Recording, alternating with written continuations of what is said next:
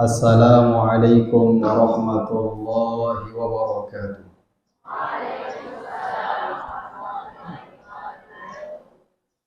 Alhamdulillahi ala ihsanih wasyukru lahu ala taufiqihi wa amtinanih. Ashhadu an la ilaha illallah wahdahu la syarika lahu ta'ziman li sya'nih.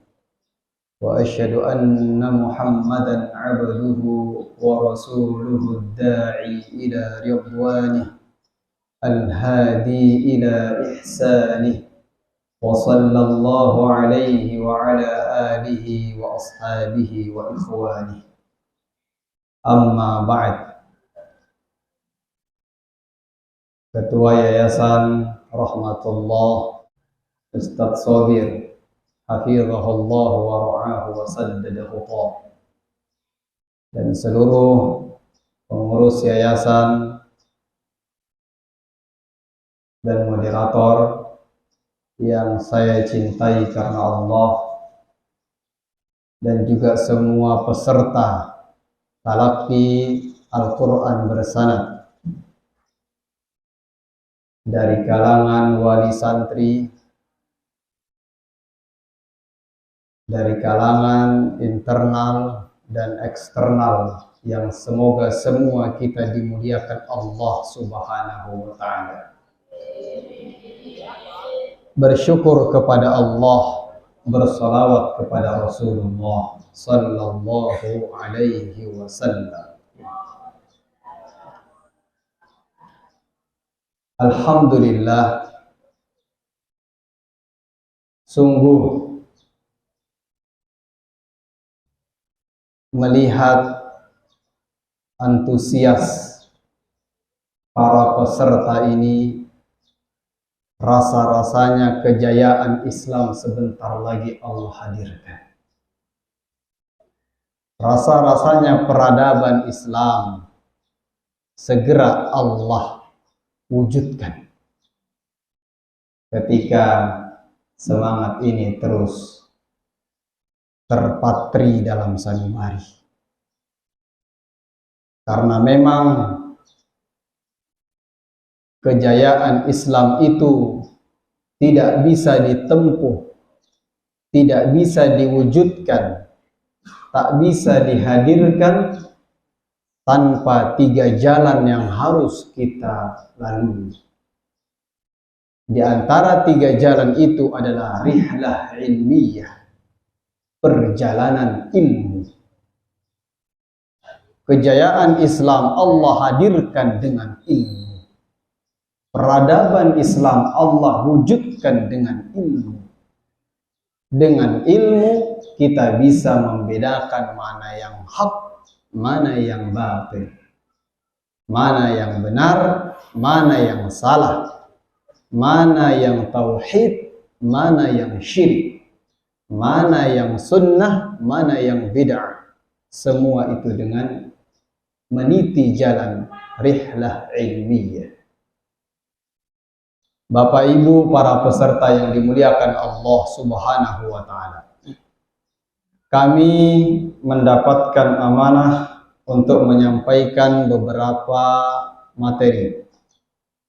Di sesi pertama ini kami mendapatkan amanah untuk menyampaikan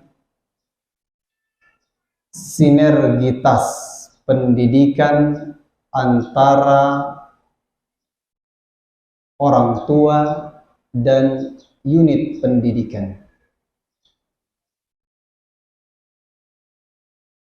Kemudian dilanjutkan nanti ada materi makharijul huruf, tempat keluarnya huruf.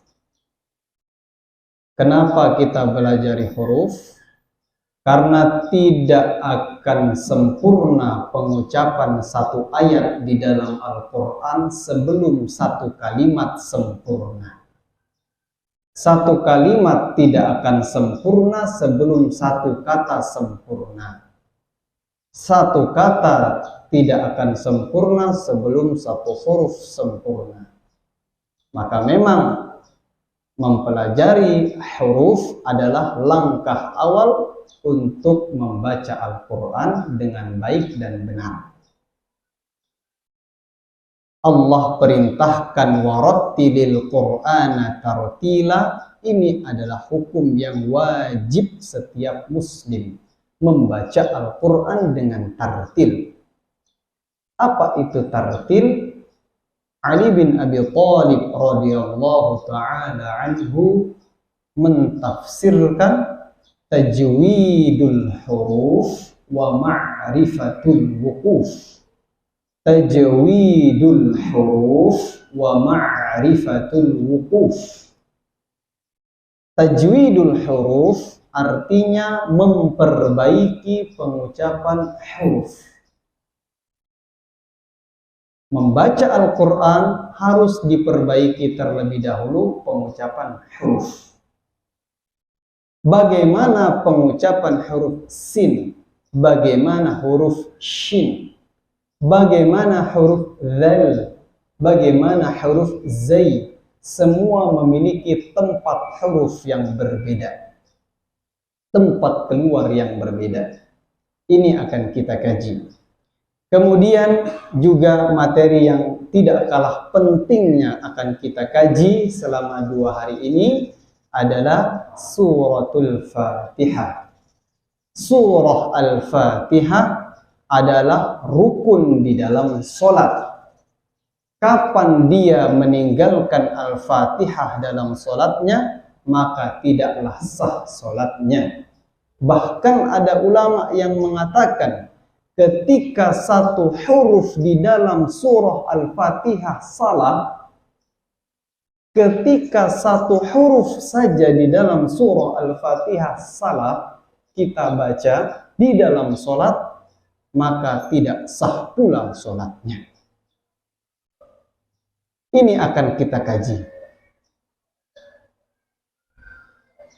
Kapan dia dikatakan mendapatkan rukhsah, tetap dianggap sah sholatnya atau tidak, ini juga akan kita kaji. Karena ini memang penting, bahkan menjadi wajib di dalam sholat adalah surah Al-Fatihah. Walaupun umpama kita ada di antara saudara kita yang baru masuk Islam, hafalnya baru Al-Fatihah saja, kemudian selesai waladhdallin, ruku dia, sah sholatnya.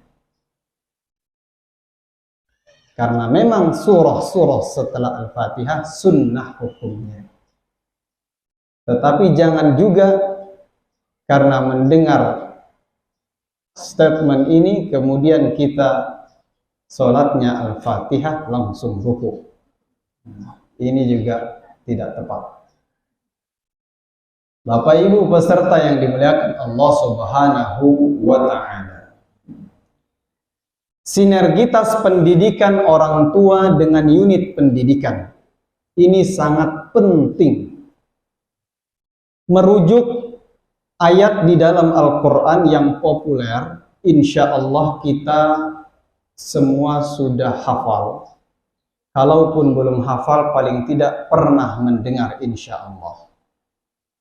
A'udzu billahi minasy syaithanir rajim. Ya ayyuhalladzina amanu qu anfusakum wa ahlikum nara وقودها الناس والحجارة عليها ملائكة غلاظ. Cukup sampai ayat ini. Bapak Ibu yang dimuliakan Allah,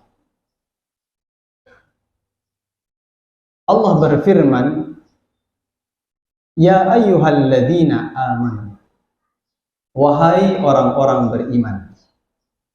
Allah menyeru orang beriman, bukan ya ayyuhalladzina aslamu, orang-orang yang berislam. Mengapa? berbeda antara berislam dengan beriman. Orang berislam belum tentu beriman. Namun orang beriman sudah pasti berislam. Contoh, berapa banyak orang mengetahui hukum mencuri itu dosa? Berapa banyak orang Islam tahu hukum mencuri itu berdosa? Tapi luar biasa banyaknya pejabat tinggi negeri Muslim korupsi.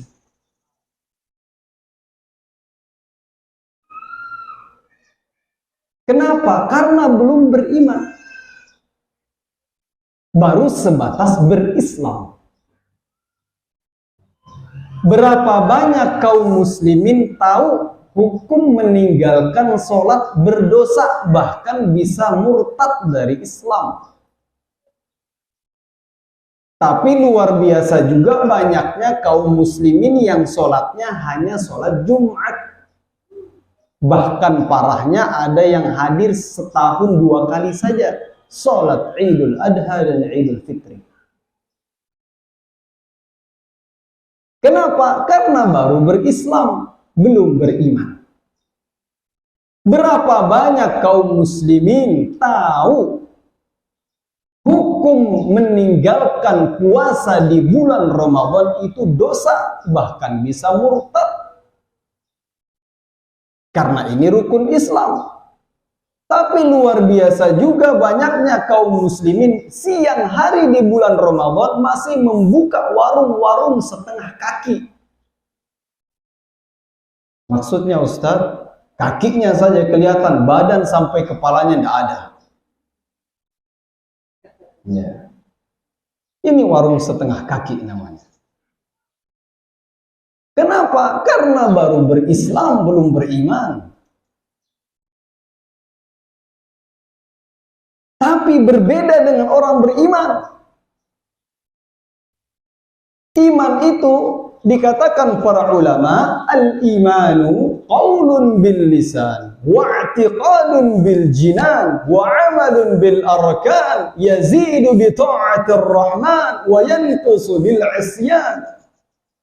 Iman itu sesuatu yang diucapkan dengan lisan. Bersyahadat dia la ilaha illallah Muhammadur Rasulullah. Ini bagian daripada iman. Memang harus dilafalkan itu syahadat. Wa'tiqadun bil jinan, diyakini di dalam hati Allah Rabb satu-satunya yang berhak untuk disembah. Tidak ada Tuhan-Tuhan yang berhak disembah kecuali Allah. Walaupun Allah tak tampak dari kasat mata, tapi yakin Allah itu ada. Karena sekarang banyak orang berkata, kenapa kamu percaya Tuhan padahal Allah itu tidak kelihatan? Kalau ada orang suka berkata begitu, suruh dia buka itu kabel, suruh pegang itu. Kalau dia tidak berani, tanya, kenapa kamu takut pegang kabel? Itu ada listriknya, emang listrik kelihatan? Kenapa takut? Karena ada listriknya. Listrik tidak kelihatan. Kenapa takut? Tapi orang beriman itu senantiasa yakin tidak mungkin dunia yang semegah ini, luar biasa indahnya. Tidak ada yang menciptakan, pasti ada yang menciptakan. Ya. Wa'tiqadun bil jinan, diyakini di dalam hati. Wa amalun bil arkan, diamalkan dengan anggota tubuh. Tidak bisa sebatas kita bersyahadat. Tidak bisa sebatas kita meyakini di dalam hati. Tapi iman itu dibuktikan dengan anggota tubuh. Kita yakin puasa itu wajib, kerjakan. Kita yakin sholat itu wajib, kerjakan. Dan semuanya. Yazidu bi ta'atir rahman. Iman ini meningkat dengan ketaatan kepada Ar-Rahman, Allah Subhanahu wa taala, dan akan menurun dengan kemaksiatan. Bapak Ibu yang dimuliakan Allah, Allah menyeru Amanu, orang beriman. Untuk apa? Anfusakum, jaga diri kalian. Pertama diri kita masing-masing. Walaupun di sini dhamirnya kum itu kalian untuk laki-laki. Ada juga orang itu yang membelok-belokkan. Itu kan untuk laki-laki, Ustaz. Kalau perempuan itu kan kunna, berarti Allah suruhnya laki-laki saja. Nah, ini juga orang perlu diruqyah ini. Berarti belum belajar. Kapan di dalam Al-Quran itu menyebutkan dhamir laki-laki, itu selalu mayoritas include dengan perempuan. Tapi kapan digunakan dhamirnya hanya untuk perempuan, itu sudah keluar laki-laki. Begitu kaidahnya. Berarti kalau misalkan Allah berkata kutiba alaikumus shiyam, berarti yang wajib puasa laki-laki saja.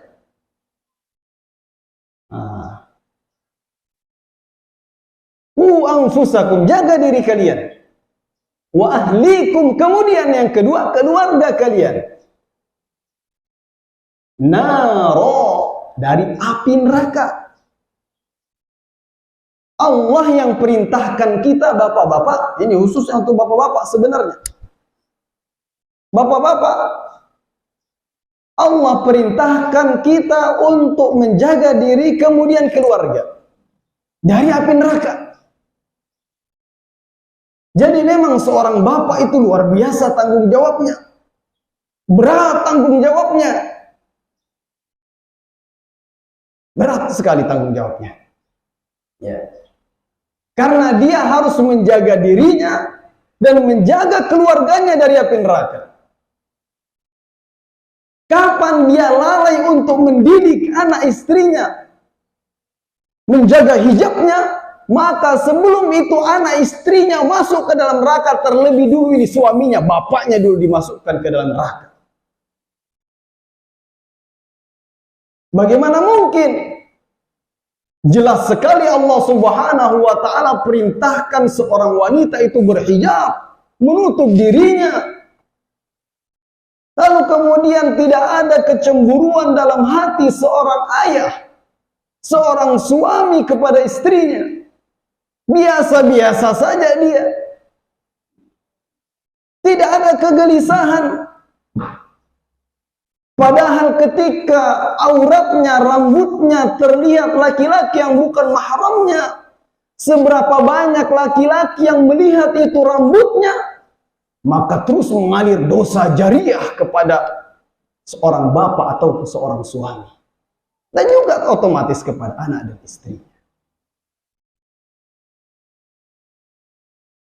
Anfusakum wa ahlikum, jaga diri kalian dan keluarga kalian. Naro, dari api neraka. Waquduhan nas wal hijarah.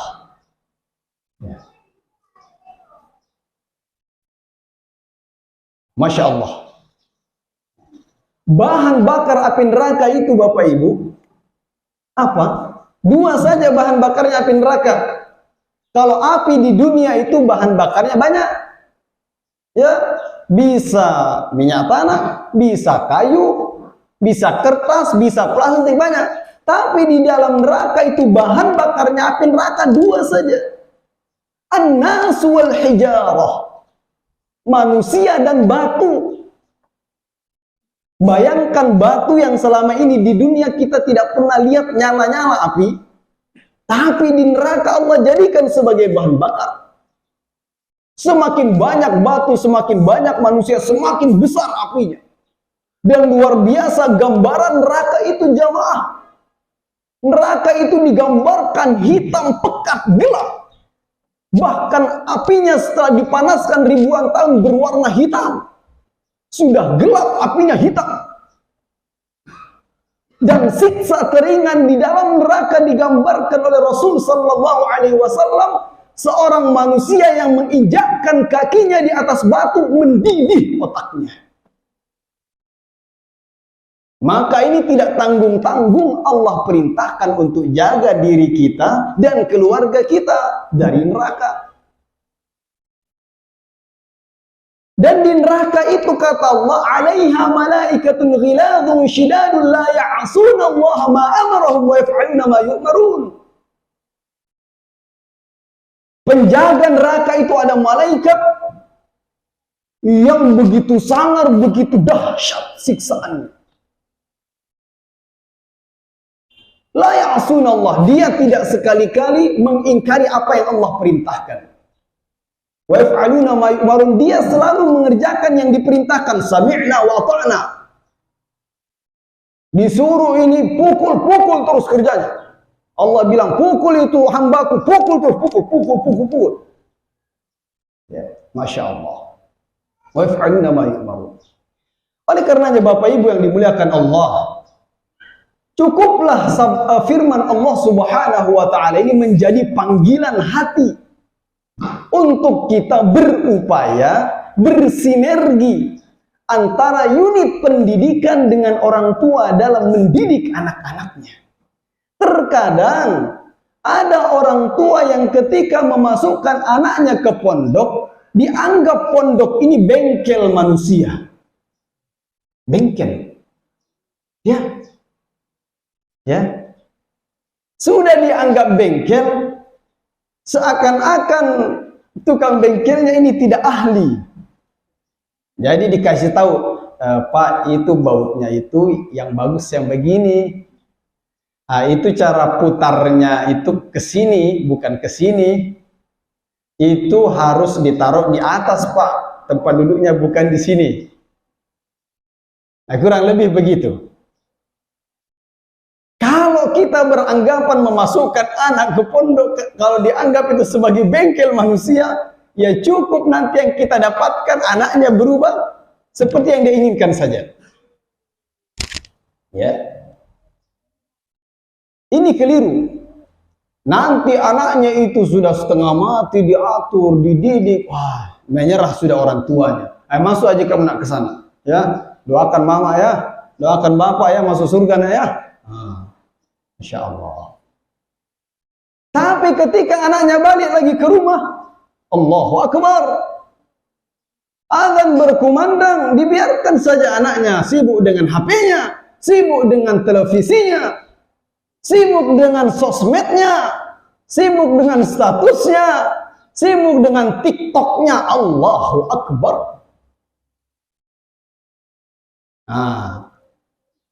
Memang harus bersinergi Bapak Ibu. Ya, bersinergi. Tidak bisa selamanya diandalkan pokoknya di pondok saja kamu rajin-rajin. Pulang ke rumah dibiarkan, tidak bisa. Dan juga memang seorang anak butuh teladan, butuh qudwah, butuh uswah. Ada orang, nak, sudah azan itu nak, pergi kamu nak. Bapaknya masih sibuk baca Quran. Ya, kamu pergi sholat nak ya, doakan bapak masuk surga. Ya, doakan bapak dihapuskan dosanya nak ya. Sibuk kamu saja. Anaknya baca Quran, bapaknya baca Quran. Anaknya disuruh pergi ke masjid, bapaknya sholat di rumah. Kalau ada laki-laki suka sholat di rumah, atau bapak-bapak suka sholat di rumah, itu namanya bapak-bapak solehah.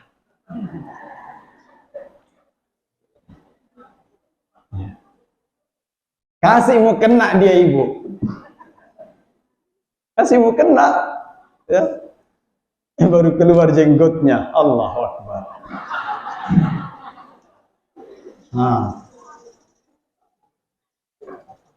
Nah ini. Tidak bisa. Harus bersinergi. Tidak bisa.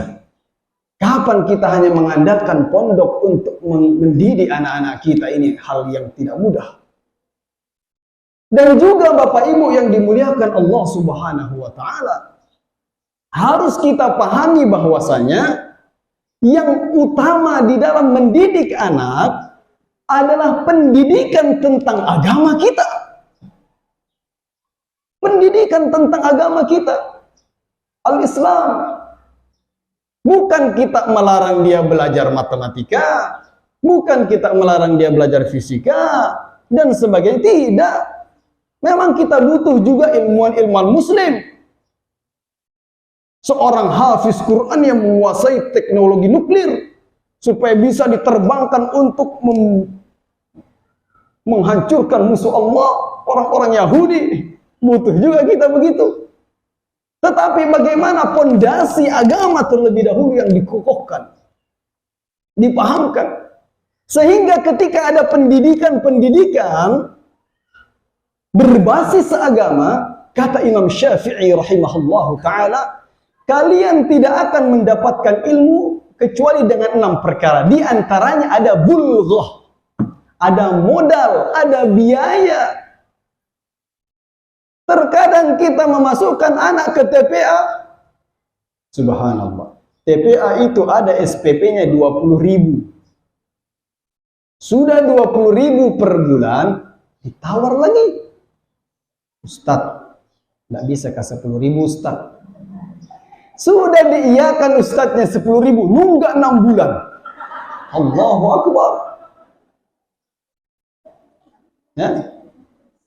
Bahkan ada yang bilang, ini Ustadz tidak ikhlas. Masa ngajar Quran Ustadz bayar-bayar, tidak ikhlas Ustadz ini. Allahu Akbar. Apakah dengan kata ikhlas, dengan kata terima kasih bisa dikasih makan itu anak istrinya? Tapi ketika ada les matematika, les IPA, oh Masya Allah, berapa juta pun dia keluarkan, tidak ditawar-tawar itu. Tidak ditawar-tawar itu. Ya. Ibarat kalau dia les matematika itu kayak belanja ke mall. Ada ke orang belanja ke mall itu ditawar?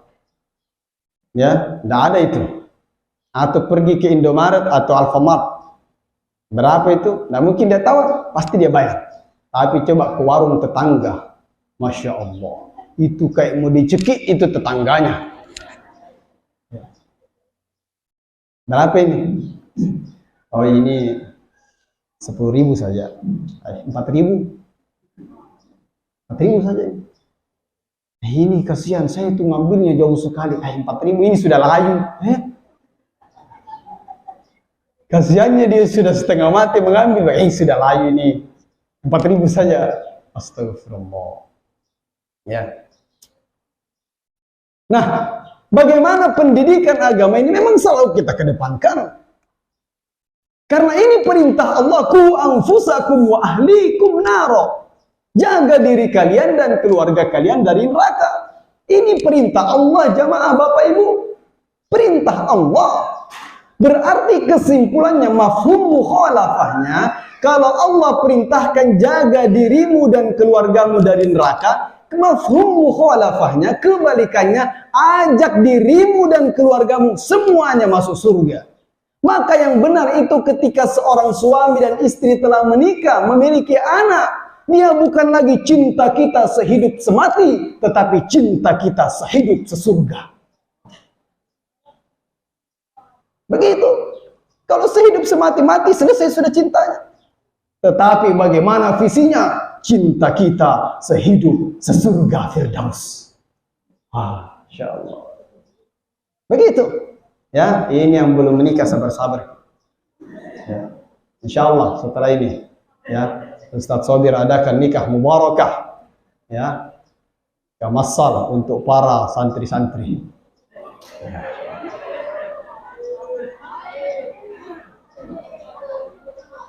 Alhamdulillah. Qu anfusakum wa ahlikum nara. Jaga diri kalian dan keluarga kalian dari api neraka. Jaga. Jangan memberikan yang sisa untuk Islam. Berikan yang totalitas untuk agama kita. Kita maunya surga Firdaus, tapi setengah-setengah kita berikan untuk agama. Kita ingin sekeluarga semua masuk surga, tapi setengah-setengah memberikan untuk agama kita. Berikan pendidikan yang terbaik. Carikan tempat pendidikan terbaik untuk meringankan hisab kita di akhirat kelak bagi orang tua. Dan yang perlu kita yakini, perlu kita pahami Bapak Ibu yang dimuliakan Allah, sebagaimana buah tidak jauh jatuh dari pohonnya, begitu pula anak tidak akan jauh tingkah laku perilaku seperti orang tuanya. Maka benarlah ungkapan ulama, al-atfalu ala dini ummahatihim. Anak-anak berada di atas agama ibunya. Bagaimana pemahaman agama ibunya, begitu pula nanti keturunannya. Benarlah ungkapan janin yang berkualitas keluar dari rahim yang berkualitas. Rahim ini ketika berkualitas, meningkat kualitas keagamaannya, maka janin-janin yang dia keluarkan menjadi janin-janin yang berkualitas dari pemahaman agamanya. Dan juga harus dipahami bagi seorang ibu, al-atfalu ala dini ummahatihim. Anak-anak itu berada di atas agama ibunya. Kalau ibunya itu kuat belajarnya, kuat sholatnya, kuat puasanya, kuat sedekahnya, anaknya juga nanti begitu. Tapi ketika sebaliknya, ibunya paling kuat tidur paginya. Bahasa Inggrisnya patindro. Ya. Paling kuat jalannya, paling kuat belanjanya, paling kuat gosipnya. Begitu juga nanti anaknya. Al-atfalu ala dini ummahatihim. Anak-anak berada di atas agama ibunya. Maka tidak perlu heran ketika anak-anak itu susah diatur. Lihat dulu diri kita. Bagaimana dulu masa-masa dulu kita. Maka memang penting dari sekarang mendidik diri. Dan juga memang seorang ibu itu dikatakan ulama, al-ummu hiya madrasatul ula fi hayati kulli insan. Ibu itu adalah madrasah pertama, sekolah pertama untuk kehidupan manusia. Ketika seorang wanita itu baik di satu negeri, maka akan baik pula negeri tersebut. Kapan rusak wanita di satu negeri, maka akan rusak negeri tersebut. Maka memang benar wanita itu racun dunia. Maka Allah katakan di dalam Al-Quran, fitnah yang pertama untuk manusia adalah an-nisa. Zuyyina lin-nasi hubbus syahawati minan nisa. Nah ini dia. Memang apa namanya? Ya fitnah terbesar. Untuk laki-laki fitnah terbesar adalah wanita. Itu kata Rasul. Fitnah terbesar untuk laki-laki adalah wanita. Makanya wanita ini jaga dirinya. Jadilah kalian menjadi wanita-wanita salafiyah. Wanita yang mencontoh generasi dahulu, generasi sahabiyah, generasi tabi'in, tabi'ut tabi'in. Ya. Jangan disibukkan menjadi wanita-wanita selfiyah.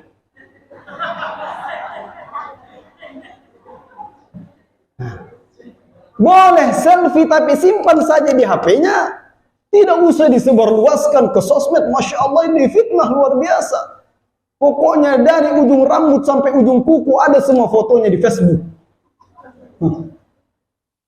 Jaga diri. Yeah. Jaga diri. Biasakan untuk memakai pakaian-pakaian lebar. Sunnah untuk laki-laki dan perempuan memakai pakaian lebar. Bukan pakaian ketat. Lebar. Itu sunnahnya berpakaian laki-laki dan perempuan. Kenapa? Karena yang ketat-ketat hanya pakaiannya lontong dan buras. Kalau ada wanita yang suka pakaian ketat, bilang itu buras berjalan itu. Tidak boleh. Laki-laki tidak boleh juga. Jangan suka memakai pakaian ketat. Ya, ini penting untuk dipahami. Ini semua pendidikan-pendidikan yang harus kita pahamkan kepada anak kita, kepada cucu kita. Karena kita kelak yang akan mempertanggungjawabkan terlebih dahulu di hadapan Allah. Tapi ketika kita sebagai orang tua sudah mengarahkan anak, begini nak, yang betul nak, begini nak, yang dilarang, begini dan begitu. Tapi ketika dia tetap melawan, selesai tugas orang tua. Selesai. Dia bisa punya alasan nanti ketika ditanya Allah di akhirat. Kenapa anakmu begitu? Saya ya Allah sudah begini, sudah saya arahkan. Sudah diarahkan ya Allah. Ditanya nanti, betulkah? Iya sudah, tapi memang aku melawan. Sudah selesai. Maka ini penting sekali sinergitas orang tua dengan unit pendidikan dalam hal pendidikan. Saya kira singkat yang bisa saya sampaikan karena saya disampaikan untuk menyampaikan hal ini. Selanjutnya kita masuk sesi materi makharijul huruf, tempat-tempat keluarnya huruf. Ya. Demikian dari saya, mohon maaf atas segala kekurangan. Saya serahkan sepenuhnya ke moderator. Wabillahi taufiq wal hidayah. Wassalamualaikum warahmatullahi wabarakatuh.